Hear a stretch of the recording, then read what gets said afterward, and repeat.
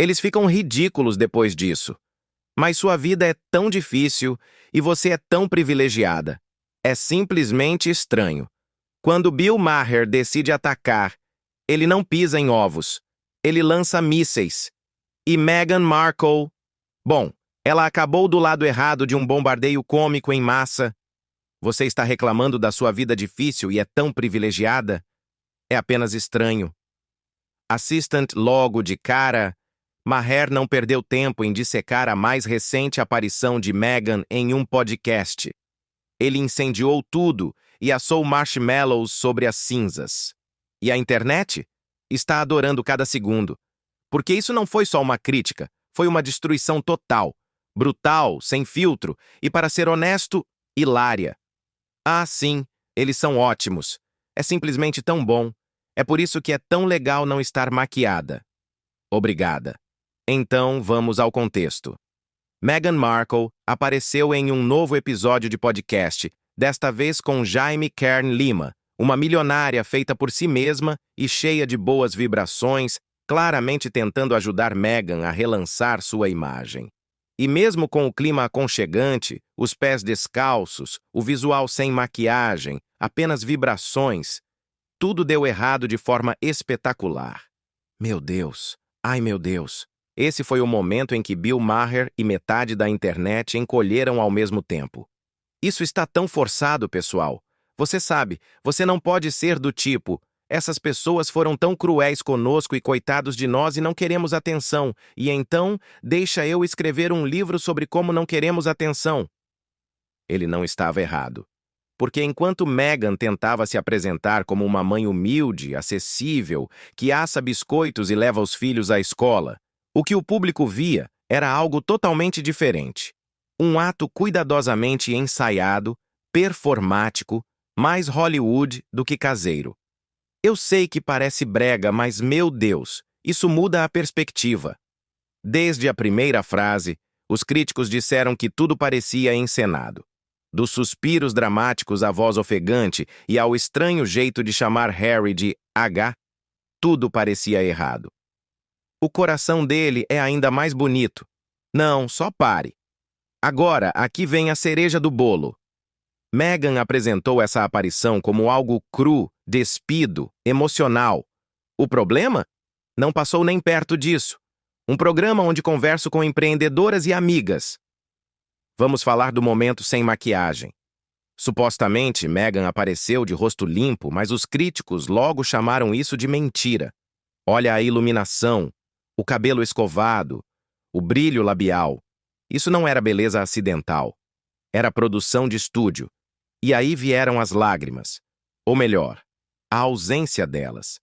Espera, não tem lágrimas? Ela chorou em espírito. Com seu histórico de atriz, Meghan chorar sob comando não seria nada surpreendente, mas a execução aqui não convenceu ninguém. Sem rastro de rímel, sem olhos inchados, só uma mulher bem iluminada piscando um pouco demais. Tentar provar algo. Provar que você é suficiente. Provar que é bonita o suficiente. Que é inteligente o suficiente. Que é uma boa esposa ou uma boa amiga. E eu fiquei tipo, estou tão cansada desse jogo de provar. Elas querem que você aceite a fragilidade delas como se fosse um fato. Desculpa, não. Não vou participar dessa insanidade. E é aí que a coisa bate fundo. Bill não estava apenas apontando o lado performático da aparição de Meghan. Ele estava atacando toda a narrativa. Porque isso não é novo. A história de Meghan é o mesmo roteiro, em um cenário diferente. A vida é difícil. A mídia é cruel. As pessoas são injustas. Mas ela está superando tudo, exceto que, desta vez, o público não está aplaudindo, está resmungando. Isso é choro falso nível Oscar. Até meu filho pequeno finge um escândalo melhor. Ela realmente disse que acordar às 6h30 da manhã é intenso? Amiga, Bill só disse o que todos nós estávamos pensando. Ela é exaustiva. E não foi só Bill Maher que fez a crítica. Especialistas em linguagem corporal entraram no jogo. Observadores de longa data. Até pessoas que conheciam Meghan antes da fama real. Eu conhecia ela antes de tudo isso. Ela não falava assim. Não agia assim. É tudo uma atuação. Então vamos ao que tornou essa aparição em podcast um verdadeiro show de vergonha alheia. Primeiro, a narrativa de vítima. É o maior sucesso de Meghan, e já foi tocado tanto que o disco está arranhado. Ela descreveu seu dia fazendo lancheiras, deixando os filhos na escola, indo a reuniões, como se estivesse escalando o Everest. Das 6h30 às 9h, eu não estou em casa. Bem-vinda à vida adulta. Quer uma medalha? A maioria das mães está balançando a cabeça. Não em empatia, mas em descrença. Porque o que Meghan descreveu como uma rotina esmagadora é apenas a vida. Milhões de pais fazem exatamente a mesma coisa sem título de nobreza, nem uma mansão de 14 milhões em Montecito. E eles não choram sobre isso em um podcast. Depois, o estético de mãe acolhedora fabricada. Ela está vendendo calor, pureza, algo com que possamos nos identificar. Mas é como um cartão da Hallmark, mergulhado em leite de soja. Parece produzido em massa e emocionalmente vazio. Ela está tentando tanto ser a deusa descalça tomando chá, mas todos sabemos que o chá foi preparado por um chefe particular e filtrado por 3 assessores de imprensa. E é aí que Bill Maher acertou em cheio. Porque por trás de toda a iluminação suave e da vulnerabilidade ensaiada existe uma verdade gritante. Tudo isso é estratégia. Um reboot de marca, uma repaginada. Meghan 4.0. Só que desta vez, o público não está mais comprando. Eles insistem para que a gente acompanhe, mas o show nem é mais bom. E por que isso importa? Porque a desconexão entre o que Meghan diz e o que as pessoas veem está crescendo. E vozes como a de Bill Maher não estão mais se segurando. Eles não têm medo de chamar isso do que realmente é. Arte performática privilegiada disfarçada de vulnerabilidade. E em um mundo que está faminto por autenticidade, nada desliga mais rápido as pessoas do que emoções falsas servidas em uma bandeja de prata. E Bill Maher, ele não só apontou o problema, ele arrancou a cortina, expôs os fios do teatro e entregou a Meghan Markle sua crítica mais brutal até agora. E a seguir, vem a obsessão bizarra com títulos, os escândalos privados de HRH e o momento em que até seus maiores defensores disseram: ok, agora já é demais. Agora vamos falar sobre as 4 letras favoritas de Meghan. HRH. Você pensaria que a essa altura ela já teria superado. Ela deixou a família real, criticou a instituição, chegou a acusá-los de serem frios, racistas e insensíveis. E mesmo assim, continua agarrada a esses títulos como uma criança a um cobertor de segurança. É minha fonte favorita de notícias reais, e com razão não que sejamos tendenciosos. Harry disse em sua entrevista à BBC que foi forçado a deixar os deveres reais por questões de segurança. Mas eu achava que Harry e Meghan tinham decidido sair antes da avaliação de segurança, que reduziu sua cobertura. Você pode me ajudar a entender essa declaração do Harry? A marca Duquesa de Sussex está estampada em todos os projetos. Introduções de podcast? Está lá. Documentários na Netflix? Também. Aparições em instituições de caridade, livros infantis, até um pote de geleia de alguma forma. Tudo assinado como pela Duquesa de Sussex. E aqui está a contradição que está enlouquecendo as pessoas. Meghan não quer as responsabilidades da realeza, mas quer o reconhecimento real. Nada de deveres palacianos, mas sim aos privilégios palacianos. É como pedir demissão, processar seu chefe e ainda querer usar o nome da empresa no LinkedIn. E o drama dos títulos? Fica ainda mais picante. Supostamente, autoridades do palácio têm feito de tudo para tirar os títulos de Harry, porque nos bastidores dizem que Meghan ficou furiosa. Sim, furiosa, porque seus filhos não receberam automaticamente os títulos de Sir, Sua Alteza Real. Quando o rei Charles anunciou que Archie e Lilibet seriam príncipe e princesa, ela aparentemente esperava mais. Ela queria o pacote completo da realeza, com direito a dourado nas bordas. Mas o rei manteve sua posição. Nada de Sar para os filhos de Sussex. Por quê? Porque Harry e Meghan não são mais membros ativos da realeza. E aí veio a fúria silenciosa. Segundo fontes do palácio, Meghan viu isso como uma ofensa pessoal. E o que veio depois? Vazamentos passivo-agressivos. Aquelas citações internas falando sobre como as crianças merecem tratamento igualitário. A narrativa? Sobre modernizar a monarquia e proteger o legado. Clássico controle de danos no estilo Meghan. Mas é aí que tudo fica ridículo. Você não pode exigir status de Sarri para seus filhos, enquanto diz a Oprah que a monarquia é arcaica, tóxica e fundamentalmente quebrada. Isso é como dizer que sua casa está infestada de ratos e depois implorar para que seus filhos possam voltar a morar nela. Até os mais simpáticos observadores da realeza estão começando a desistir. Ela quer a coroa sem a corte, a glória sem o esforço, porque aqui está a verdade. Títulos no mundo real vêm acompanhados de deveres, tradição, sacrifício. Mas Meghan quer tudo isso sem sequer levantar o cetro. E essa obsessão com imagem está infiltrando cada parte de sua vida pública. Com seus convidados. Quando foi a última vez que você ficou surpresa e encantada? Ah, ontem à noite. E também esta manhã. Mas ontem à noite, quando voltei ao meu hotel. Pegue, por exemplo, aquele programa de culinária infame que acabou sendo cancelado pela Netflix. Supostamente era um projeto acolhedor sobre receitas de família e herança cultural. Mas, segundo fontes internas, era basicamente uma exibição glamurosa de estilo de vida, mais torrada com abacate do que conteúdo real. Pense em Goop, mas com uma tiara. A Netflix deu uma olhada e discretamente cancelou. Sem comunicado oficial, sem pedido de desculpas. Apenas sumiu. E Meghan? Publicamente manteve a pose. Mas nos bastidores, fontes dizem que ela ficou devastada. Porque não era só um programa. Era um rebranding, um lançamento suave de Meghan, a deusa doméstica. Mas o público não comprou. Polido demais, montado demais, falso demais. E quando nem o endosso da Oprah consegue salvar sua imagem, você sabe que algo está quebrado.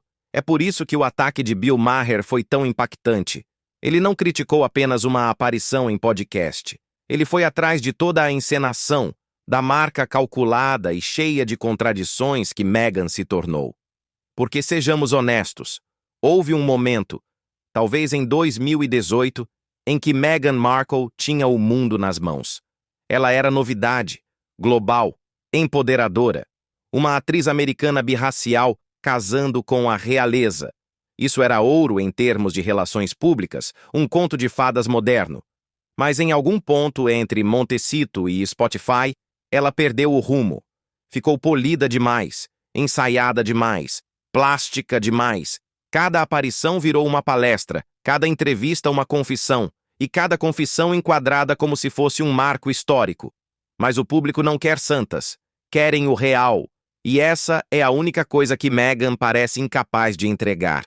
Porque quando ela chora, parece ensaiado. Quando brinca, soa forçado. Quando diz que é como todos nós, ela está fazendo isso de uma mansão de 14 milhões de dólares com 2 babás e uma equipe de segurança. E as pessoas estão começando a perceber. Ela vive em um palácio, fingindo estar lutando como se morasse em um estúdio apertado. Toda vez que fala sobre dor, está vendendo algo. Até os fãs de longa data estão discretamente abaixando o volume. E não vamos esquecer o silêncio de Hollywood. Lembra quando Meghan e Harry assinaram o contrato com a Netflix? A cidade estava em polvorosa. Diziam que todos os nomes da lista A estavam prontos para colaborar. Agora, silêncio. Ela não aparece no Met Gala, não participa das festas da Vanity Fair no Oscar, não é convidada para talk shows a menos que haja um ângulo de relações públicas envolvido. E quando Bill Maher, um dos veteranos de Hollywood, zomba de você no ar sem nenhum medo de represálias, isso diz tudo. Porque se tem uma coisa na qual Meghan apostou, foi na lealdade de Hollywood. Mas lealdade se desfaz quando sua marca começa a escorregar. Existe um motivo pelo qual os grandes estúdios estão discretamente se afastando. A Netflix reduziu. O Spotify cortou relações. A Disney nunca deu seguimento ao burburinho do documentário sobre elefantes. E agora até as celebridades estão evitando associações públicas. Você não vê mais Reese Witherspoon mencionando Meghan. Serena Williams mantém as coisas vagas. Oprah? Silêncio total. E o que resta? Uma mulher ainda agarrada à ideia de que, se contar sua história mais uma vez, só mais uma vez, as pessoas finalmente a entenderão. Mas o problema não é a história. É quem a conta. Não dá para continuar reempacotando a mesma narrativa lacrimosa e esperar aplausos toda vez. O público seguiu em frente. Eles querem autenticidade, não a autobiografia versão 17.0. E agora que comediantes como Bill Maher estão dizendo o que todos estavam sussurrando, as comportas se abriram. Porque ele não foi apenas cruel, ele apontou o absurdo, a ilusão, a performance que perdeu o contato com o público que um dia conquistou. E Meghan?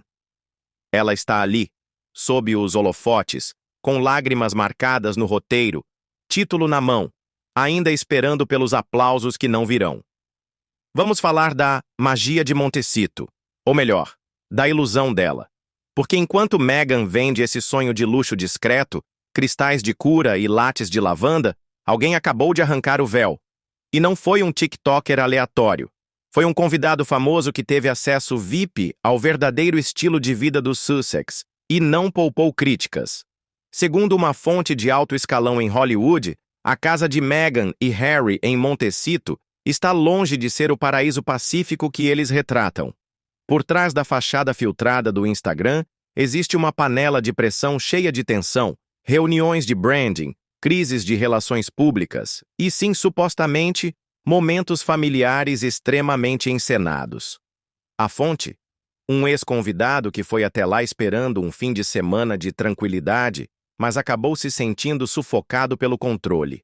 Nada de celulares, NDA, acordo de confidencialidade, assinado na chegada e uma programação rígida para tudo, desde smoothies no café da manhã até as sessões de fotos ao ar livre.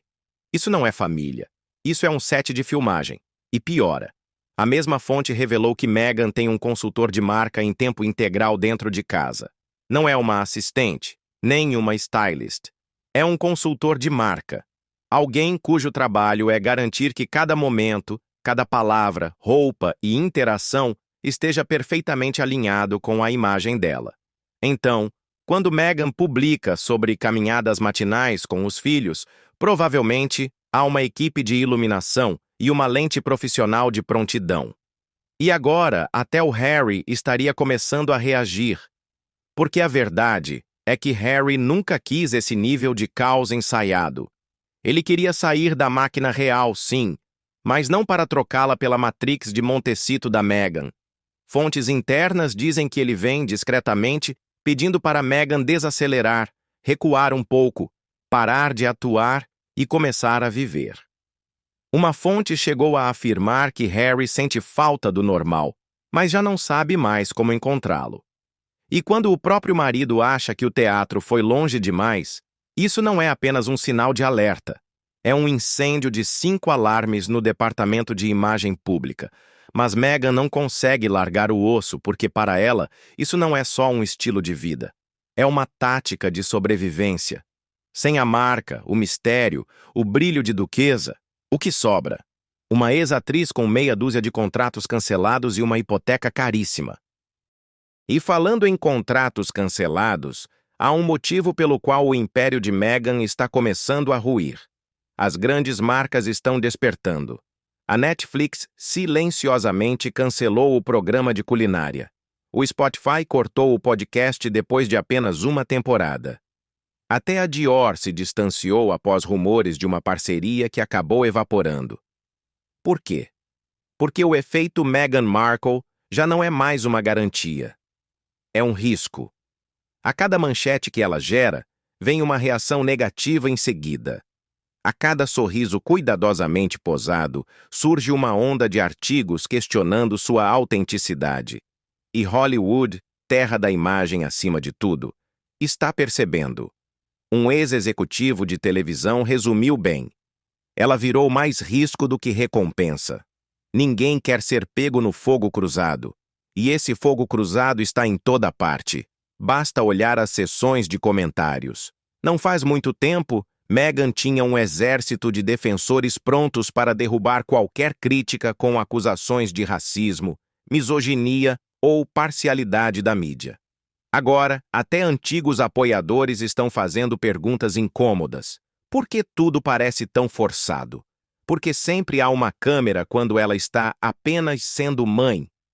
Por que as entrevistas parecem mais monólogos do que conversas? A maré está virando, a cortina está subindo, e por trás dela, vemos uma mulher ainda tentando interpretar o papel de Diana, mesmo com a plateia já começando a deixar o teatro. E aqui está o ponto-chave. Diana não tentava ser acessível. Ela simplesmente era. Ela não chorava sob comando. Ela chorava porque sentia. Não fazia discursos escritos por consultores de imagem. Ela respondia com o coração. Meghan está roteirizando a dor, curando o sofrimento, monetizando a luta. E é por isso que o público está se desligando. Até Harry parece estar desaparecendo no fundo do cenário. Já notou? Menos vocal, menos visível, sempre um passo atrás em aparições públicas. Especialistas em linguagem corporal, sim, eles voltaram. Notaram a mudança. Braços cruzados, olhares baixos, risos forçados. Há até especulações de que amigos de Harry no Reino Unido estariam tentando, discretamente, se reconectar com ele. Uma fonte contou ao Daily Mail que eles sentem que o perderam para a órbita de Meghan, mas agora que essa órbita está colapsando, estão estendendo a mão. Se ele vai aceitá-la, ainda é incerto. Mas uma coisa é clara: o rosto de Harry nas entrevistas já não transmite libertação, sussurra arrependimento. Enquanto isso, Meghan continua dobrando a aposta, lançando novo conteúdo, insinuando futuras memórias, sussurrando sobre contratos com o cinema. Mas o público está cansando, porque você só pode reempacotar a mesma história um certo número de vezes antes que vire paródia. Até o Saturday Night Live fez uma esquete satirizando o eterno rebranding dos Sussex. Meghan como a duquesa da desconexão, vendendo de leite de aveia a uma vela com cheiro de autobiografia. Foi brutal, e hilário, e dolorosamente preciso. E é isso que mais dói. Quando comediantes, apresentadores de talk show, ex-fãs e até antigos amigos começam a rir de você, em vez de rir com você, é porque o conto de fadas acabou. O que estamos assistindo agora não é uma reinvenção real. É uma implosão em câmera lenta.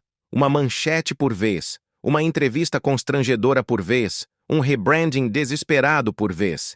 E Meghan, ela está lá no centro de tudo, ainda agarrada ao seu título, ainda ensaiando a introdução do próximo podcast, ainda esperando que o mundo não tenha visto o que há por trás da cortina. Mas a ilusão se desfez. E se Bill Maher, acendendo aquele fósforo, não foi suficiente, vamos falar de como esse incêndio chegou até a Nigéria. Um lugar onde Meghan provavelmente esperava braços abertos e aplausos calorosos, mas encontrou a versão diplomática de um obrigado, mas não. O duque e a duquesa de Sussex iniciaram uma visita de 3 dias à Nigéria como parte da divulgação dos Jogos Invictus. Porque, justo quando Meghan pensava que poderia sair das piadas de stand-up para entrar nos circuitos de boa vontade internacional, o governo nigeriano bateu a porta do palácio com força. Segundo diversas fontes diplomáticas, Meghan e Harry fizeram um pedido privado para visitar a Nigéria novamente, supostamente planejando uma segunda turnê real não oficial para aproveitar o entusiasmo da visita de maio de 2024. Mas desta vez, os oficiais nigerianos não caíram nessa. Por quê? Porque da primeira vez já foi um pouco bagunçado. Vamos recuar um instante.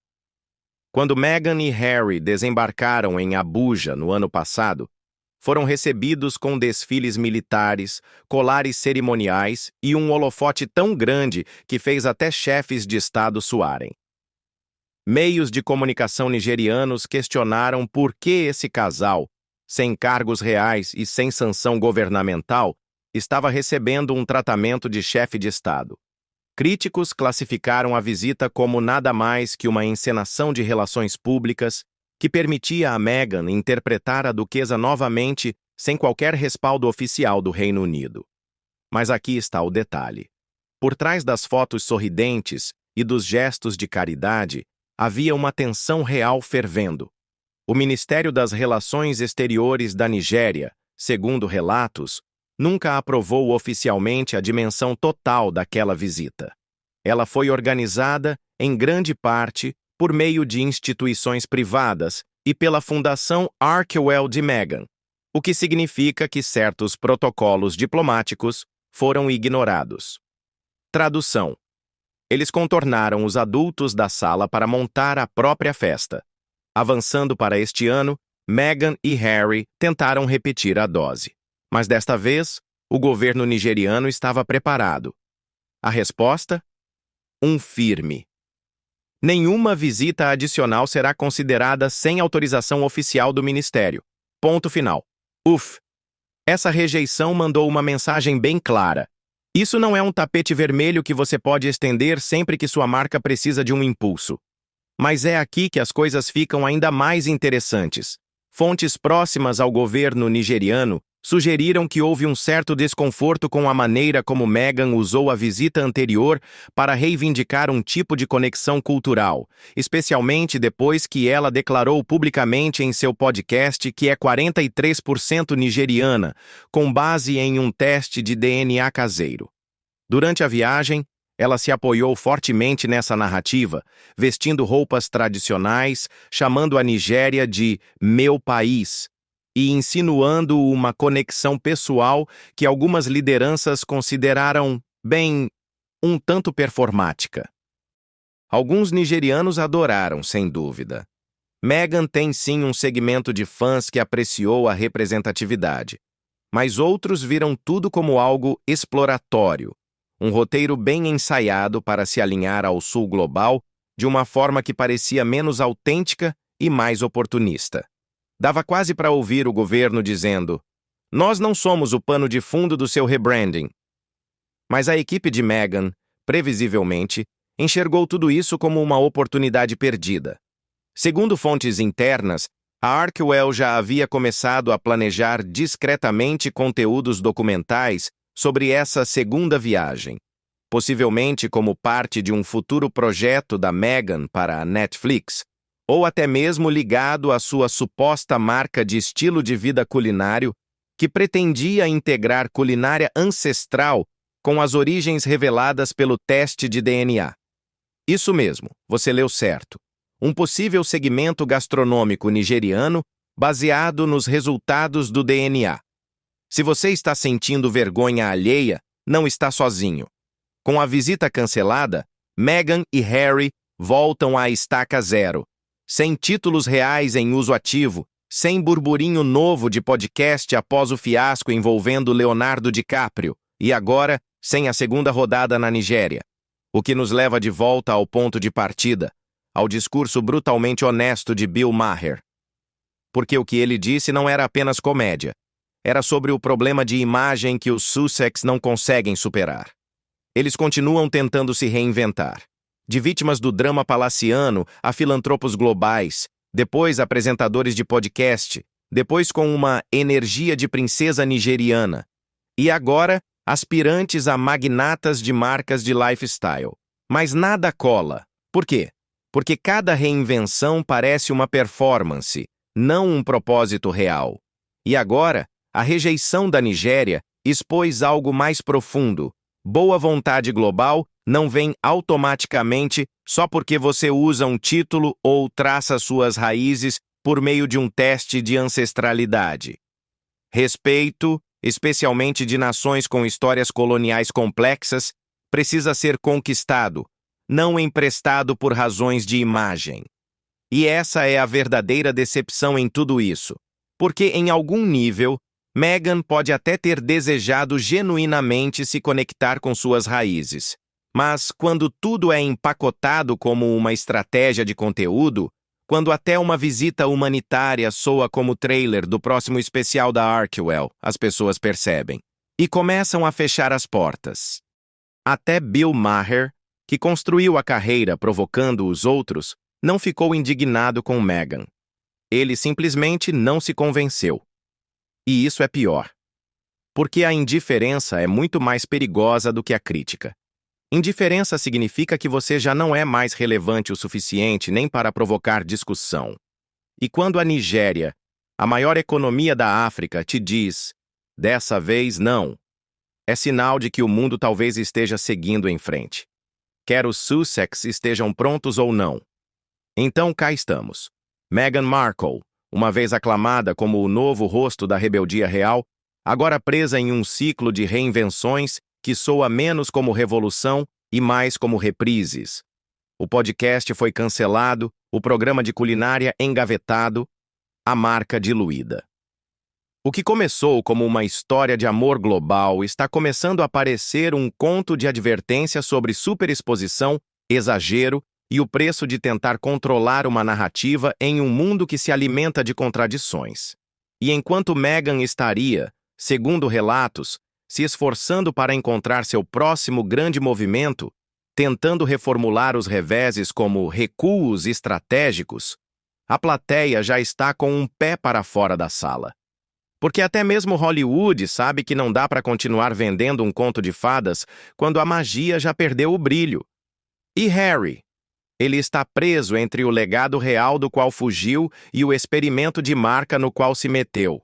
Agora, em meio aos escombros de acordos frios e críticas virais, parece que o príncipe que queria liberdade trocou uma gaiola dourada por outra, com paredes diferentes e um Wi-Fi melhor.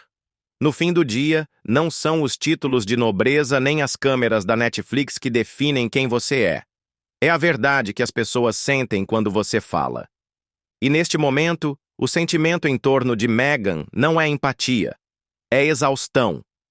Exaustão com o giro constante de relações públicas, com a vulnerabilidade cuidadosamente curada, com a narrativa que sempre parece orbitar de volta para ela.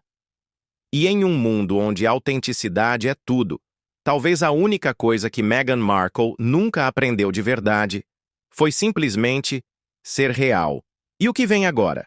Uma autobiografia? Um retorno triunfante? Um desaparecimento silencioso sob o luar de Montecito? Só o tempo dirá. Obrigado por assistir. Se você gostou deste mergulho profundo, clique no like, inscreva-se para mais análises sem firulas e conte pra gente nos comentários. Meghan exagerou na dose ou ainda há um segundo ato esperando por ela? Até a próxima. Mantenha-se afiado, curioso e não se deixe enganar pelo brilho do marketing. Ele sempre apaga.